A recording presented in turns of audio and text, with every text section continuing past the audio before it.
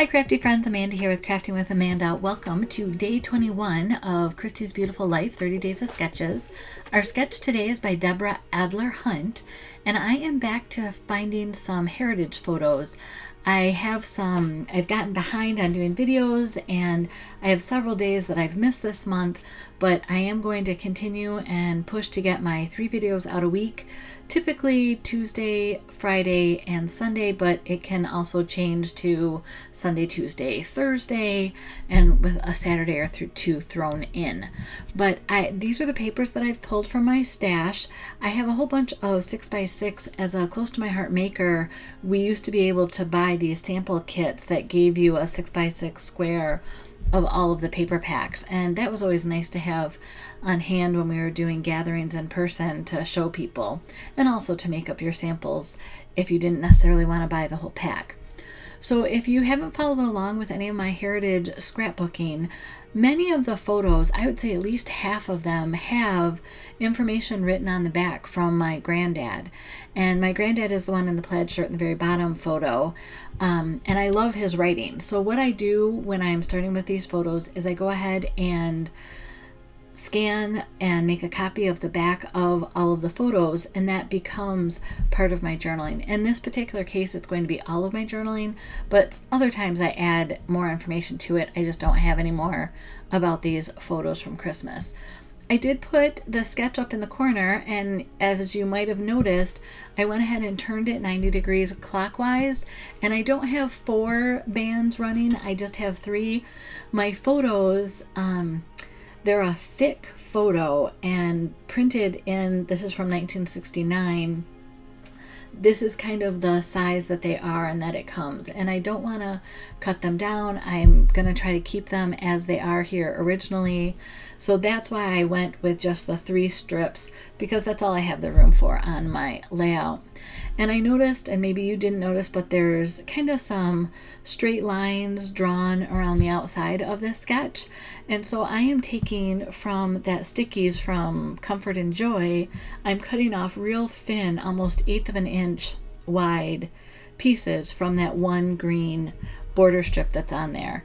And originally, as I was going around, I was thinking I was just going to do 4 around the outside edge, and then I noticed that they had 1 top and bottom and 2 left and right. And that, I don't know, that balance to me with how this layout was just didn't feel right. So instead, the 3 that I've put on now, kind of making that C image, all have a pattern in them. And then there's 3 more strips left over that are solid green, and they're in varying widths, because like one of them was the overspray on the sticker sheet. So I cut it off too. And I decided that I'm going to go ahead and put 2 strips down the one side, again giving a nod back to the layout. And you'll see as we go here, I trim off just a little tiny clip from each of the ends, because these are 12 inches long, and on the sketch they don't go all the way across, they kind of overlap as a hash mark, and I liked that look, so that's exactly what I'm going to do. And I'm just peeling these off. It's funny, they're such thin strips that sometimes it takes a little bit to get the backing off, but they actually come off easier than getting the backing off of shimmer trim, in my opinion. So I'm just going to go ahead around and do all of these, and you can see how I'm overlapping the corners. And my right hand side of the page, I am going to put the title in that same location on the page in that corner, but obviously I'm going to change the orientation so that we can read the title. And this, I have to say, this layout came together very quickly. I kind of struggled in the beginning. I was going to do 3 different patterns of papers for my 3 different stripes, but once I got this black poinsettia paper down, it just worked so well with the colors in the photo. It was kind of, it needed, I think the page needed to be a little bit darker, have a darker base, so that the images and the photos would pop out. And here I'm just using all 3 strips. It doesn't really show on camera as much, but I went from the widest strip is on the far right down to the narrowest strip on the left there. And I didn't like how the overlap worked on on these outside edge. After I put all these paper down, I realized, I don't like the overlap. So for the 3 strips, I went ahead and cut them off so that they all end behind the top and bottom border. And I'm just using my T-square ruler here. All of the tools, even if they're retired, I'm trying to include the item number and the description below the video, so that if you want to try to find it online, or if you think you might have it in your stash, I don't know how you sort things, but I try to have the item number and the name, like I said, even if it's retired, so that you have a chance to find it if you like this layout. And I also have some links to tools that I like, that I don't always use on all of my layouts, but that I use quite frequently. So all of that is below the description video. What's also below there is the playlist for the 30 Days of Sketches Christy's Beautiful Life Series 11, which is what you're watching now. And if you click on that, you can see what everybody else has done for the different days during this month. I fully intend, because I love working from sketches, and these are exclusive sketches that Christy gets people to create just for this series. So I fully intend to use more of these sketches in the previous month, and I will include those in the full playlist, but also in my own personal playlist as well. And what else do I have to tell you? Oh, and if you do heritage scrapbooking pages, I do have a playlist, my own personal playlist of just heritage pages. I started it a little later, so I've been going back and trying to add all of my heritage photos into those. So that might not be in the order that I created them, but they should at least all be in one place for you. Let's see. Oh, so in this photo, in the top photo is my mom, my older brother, and my dad. And then in the middle photo, you can see my mom kind of in the background, my brother standing up, just loving the wrapping paper. And I believe it's my aunt that's in red. You can kind of just see her head and her knee in that photo. It's behind the ruler right now.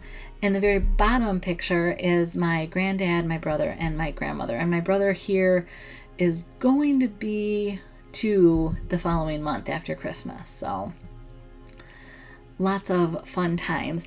Now this border, I came from a different sticker sheet. I just pulled out all of my Christmas papers, and that's one of the things I love about Close to My Heart, is because the ink colors kind of transcend over the years. They do change some out and they retire some, but you can typically find 1 or 2 colors that you can use as a thread, kind of a unifying thread in your layouts, and pull papers from multiple packs. And that's exactly what I did here. Is I pulled from the Comfort and Joy paper pack, and then I can't remember the name of this other one, like Holly Jolly maybe. And then there's an old vintage one, Traditional Christmas or something. I pulled it out. I didn't end up using any of it, but at least it's here. I thought I was going to use some of the gold glitter paper, but again, because I had the stickers that had the gold in it, I didn't need to use any of those. And there was one little heart that was left on this Holly and Ivy paper that I just thought was the perfect balance to go with that circle snowflake. This layout really, once I pulled all the papers together, came together very quickly. I just kind of pull my stickers off to the side that I think I'm going to use. I cut the rest of that border of the stars apart so that I could use those as individual snowflake stars, kind of give that balance. And on the sketch, she has kind of the embellishment next to each of the photo spaces to the bottom side. I actually did it on the other side, but that's what worked for my layout. So I encourage you, take a sketch and use it. If any part of it inspires you, go for it. It does not have to be the 4 lines with it done exactly the same way. Make it work for what you're using and what your papers are. But be sure to check out everybody else's playing along with the 30 Days of Sketches. This is how you can connect with me on social media. I am participating in a virtual crop on April 22nd through Makers with Heart.